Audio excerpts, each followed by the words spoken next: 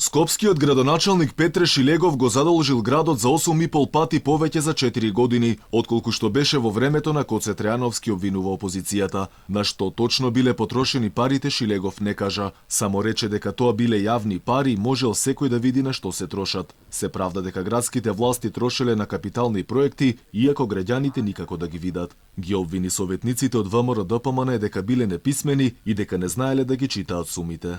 Вие можете да го видите и финансовото работење, финансовите извештаи, реализациите на буџетот се работа која што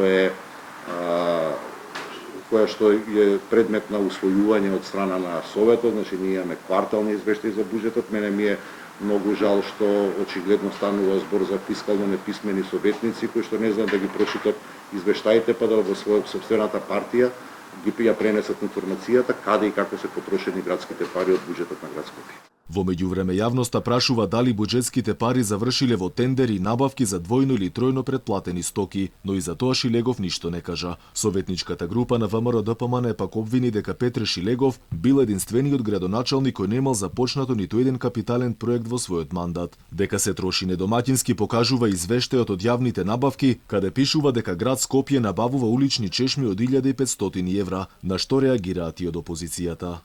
Клупата во вредност од 500 евра е помало изненадување од јавната набавка на чешми за вода во вредност од 1500 евра.